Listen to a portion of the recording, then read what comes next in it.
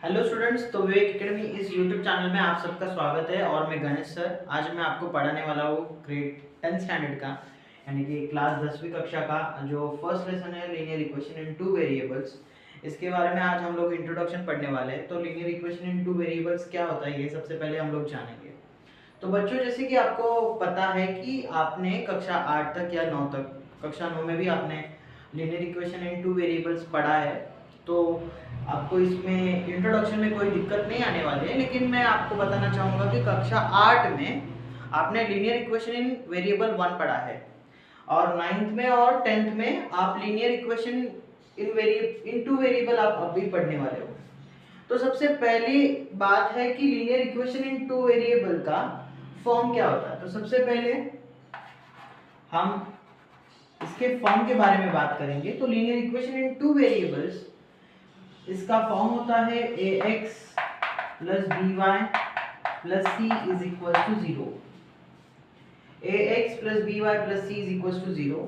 कई बार ये इस तरीके से भी लिख सकते हैं, ax plus by is equal to c। यहाँ पे साइन कुछ मैटर नहीं करते, ये प्लस माइनस हो सकता है, ये भी प्लस माइनस और ये भी प्लस माइनस हो सकता है, तो कोई दिक्कत नहीं आने वाली। सबसे बड़ी बात यहाँ पे ये है कि यहाँ पे ए बी और सी, ये जो नंबर्स है ए बी और सी, ये जो अल्फाबेट्स हमें यहाँ पे दिख रहे हैं ए बी और सी, ये क्या है? तो ये बच्चों रियल नंबर्स है, रियल नंबर्स है, या फिर हम लोग कोएफिशिएंट भी बोल सकते हैं। सी जो होता है वो कांस्टेंट होता है। आगे आगे आपको पता चलेगा कि कोएफिशिएंट और कांस्टेंट हम किसे कहते हैं जो linear equation in two variables में है। तो आप कहोगे ये x और y क्या है? तो ये x और y जो है वो है वेरिएबल्स, इसे हम कहते हैं वेरिएबल्स। तो ये सबसे बहुत इंपॉर्टेंट पार्ट है बच्चों की linear equation in two variables में उनका फॉर्म रहता है ax plus by plus c is equal to 0। इसे आप इस तरीके से भी लिख सकते हो ax plus by is equal to c। यहाँ पे कोई मर्यादाएं नहीं रहती कि यहाँ पे प्लस साइन ही रहना चाहिए, ऐसी बात नहीं रहती। यहाँ पे आप प्लस माइनस साइन भी मतलब आ सकता है, तो ये बात ध्यान में रखनी है आपको। साथ ही साथ में ए बी और सी ये जो है ये कांस्टेंट्स है, या फिर आप कह सकते हो रियल नंबर्स है। एक्स और वाई ये वेरिएबल है। तो इसके कुछ हम एग्जांपल देखेंगे अभी। जैसे कि मैं आपको बताना चाहूंगा 2x plus 3y plus 5 is equal to 0। ये क्या है? Linear equation in two variable का एग्जांपल है। साथ ही साथ 2x प्लस 3y, इसे अगर इस 5 को अगर हम लोग वहां पे भेज देते तो ये -5 हो जाता था। तो ये भी लीनियर इक्वेशन का ही फॉर्म है। तो बच्चों आपको ये समझ में आना चाहिए कि यहाँ पे दो वेरिएबल्स का होना काफी जरूरी। तो आप देख रहे हो यहाँ पे x है और y है। यहाँ पे a b c की वैल्यू हम लिख सकते हैं। जैसे कि a की वैल्यू यहाँ पे 2 है, b की वैल्यू यहाँ पे 3 है और c की वैल्यू यहाँ पे देखी जाए, या फिर यहाँ पे ये वैल्यू अगर आप कंसीडर कर रहे हो तो +5 लिखोगे, और ये कंसीडर कर रहे हो तो -5 लिखोगे। मैं ये कंसीडर कर रहा हूँ, चलो कोई बात नहीं। तो ये रियल नंबर्स है। जैसे कि आपको पता है रियल नंबर्स क्या होते हैं। तो रियल नंबर्स क्या होते हैं कि जिसमें natural numbers, whole numbers, integers, irrational number, ये सारे जो नंबर्स है वो सारे नंबर्स मिलके क्या बनता है बच्चों? रियल नंबर बनता है। तो ये रियल नंबर्स है। और इसमें कौन से दो वेरिएबल्स है? तो x और y, ये दो ही वेरिएबल्स है। तो सबसे पहली बात इस linear equation in two variable की ये है कि बच्चों यहाँ पे जो भी इक्वेशन आपको मिलेगा उसमें कम से कम दो वेरिएबल होना जरूरी है, कम से कम दो वेरिएबल होना जरूरी है। और दूसरी बात ये है कि सारे जो इक्वेशन है या फिर जो भी आपका इक्वेशन है उनकी हाईएस्ट पावर क्या होनी चाहिए? 1 होनी चाहिए। देखो आपको यहाँ पे एक वर्ड दिखाई दे रहा है जिसका जो वर्ड है लीनियर। लीनियर यानी एक समान। ओके, तो इनकी जो पावर है, हाईएस्ट पावर है, वो क्या होनी चाहिए? 1 होनी चाहिए। तब आप बोल सकते हो linear equation in two variables. Okay, समझ लीजिएगा अगर यहाँ पे मैंने 2 लिख दिया, ओके, समझ लीजिए यहाँ पे 2 हो सकता था, तो आप इसे बोल सकते हो क्वाड्रेटिक इक्वेशन। तो ये बात आप जरूर ध्यान में रखना कि linear equation in two variables अगर आपको समझना है तो सबसे पहले दो वेरिएबल उसके लिए लगेंगे। साथ ही साथ जो भी इक्वेशन है उसकी हाईएस्ट पावर, सबकी पावर्स क्या होनी चाहिए? 1 होनी चाहिए। और तीसरी बात जो है वो उनका form ax plus B Y plus C is equal to 0 और ax plus B Y is equal to C, ये होना काफी जरूरी है। आप इसके आप इसका स्क्रीनशॉट निकाल ले सकते हो और आपके नोट्स में लिख सकते हो।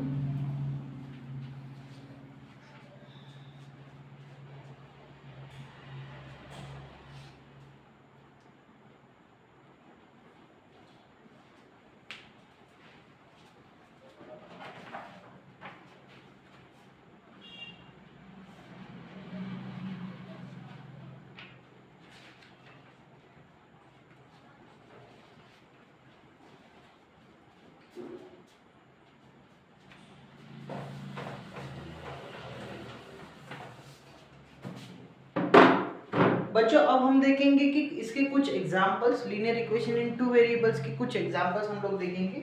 जैसे कि आपको भी पेज नंबर 1 में जो एक बॉक्स दिया गया है वो बॉक्स में यहाँ पे लिखने वाला हूँ। जैसे कि फर्स्ट एग्जांपल उन्होंने बताया है 4m plus 3n is equal to 12। ये लीनियर इक्वेशन है या नहीं आपको बताना है। तो ऑब्वियसली देखो, आप देख सकते हो कि यहाँ पे a है, यहाँ पे b है, ये c की वैल्यू है और कोई भी दो वेरिएबल्स होने चाहिए, जरूरी नहीं x और y होने चाहिए। m लिख सकते हो, n लिख सकते हो, g लिख सकते हो, p लिख सकते हो। तो ये लीनियर इक्वेशन है। ओके, सेकंड इक्वेशन आपको उन्होंने दिया है 3x square minus 7y is equal to 30।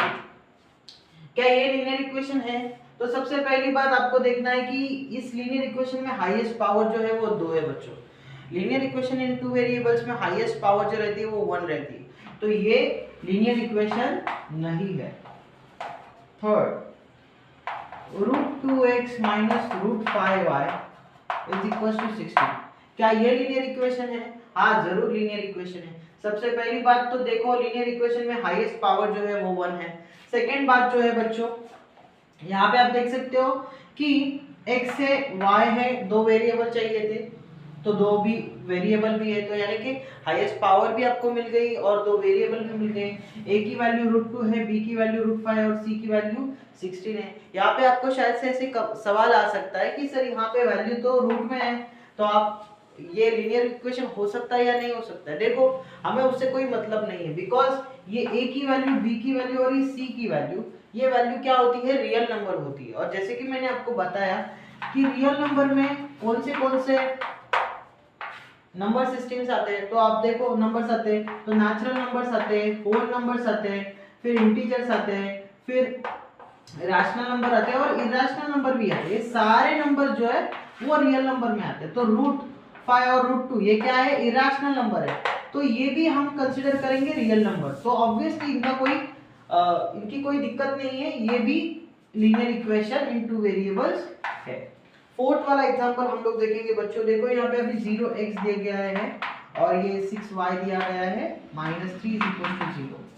तो सबसे पहली बात होती है बच्चों यहाँ पे कि ये जो लीनियर इक्वेशन है इसमें हाईएस्ट पावर 1 है तो है, लेकिन यहाँ पे कोई भी टर्म अगर 0 है तो वो लीनियर इक्वेशन नहीं होगी, क्योंकि ये टर्म अगर 0 है तो ऑब्वियसली 0 कंसीडर की जाएगी, तो सिर्फ रह जाएगा 6y - 3। तो इसके वजह से ये linear equation in two variables नहीं है। Linear equation in two variables ये नहीं है। ओके, फिफ्थ वाला एग्जांपल देखेंगे बच्चों हम लोग। यहाँ पे फिफ्थ वाला एग्जांपल है 0.3x plus 0y is equal -36 is equal to 0। क्या ये लीनियर इक्वेशन है? ये भी लीनियर इक्वेशन नहीं है, बिकॉज यहाँ पे जो y की वैल्यू है वो क्या है बच्चों? 0 है। हमेशा एक चीज और ध्यान में रखना कि आपका a और b ये कभी भी 0 नहीं होना चाहिए लीनियर इक्वेशन में, तब जाके आप लिख सकते हो ये लीनियर इक्वेशन है या नहीं है। तो ये भी लीनियर इक्वेशन नहीं है बच्चों। सिक्स्थ वाला एग्जांपल देखेंगे बच्चों हम लोग। यहाँ पे देखो 4x + 5y is equal to 4।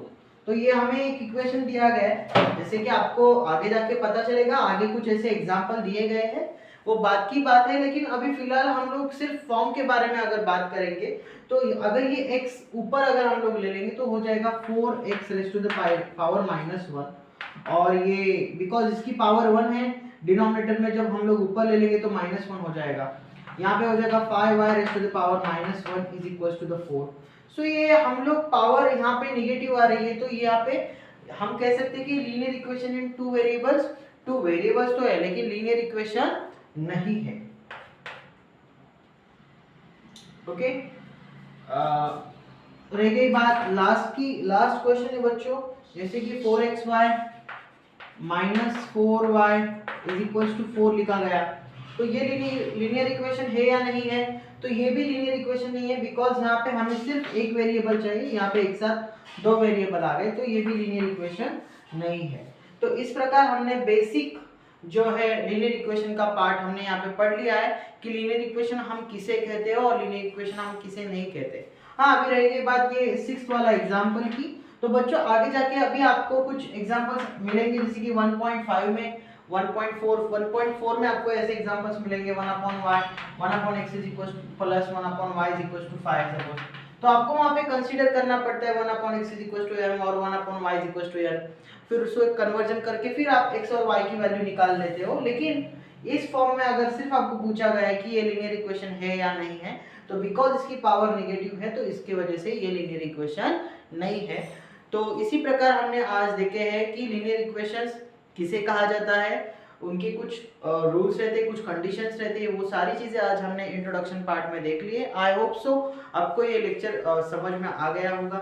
आपकी कोई भी दिक्कत रहेगी तो आप कमेंट में हमें पूछ सकते हो, और इसी तरीके से आप मैथ्स 1 के लिए, मैथ्स 2 के लिए अच्छे वीडियोस के लिए आप इस चैनल को लाइक कीजिए, शेयर कीजिए और सब्सक्राइब कीजिए। Thank you so much. फिर से मिलेंगे नए टॉपिक के साथ, तब तक के लिए धन्यवाद।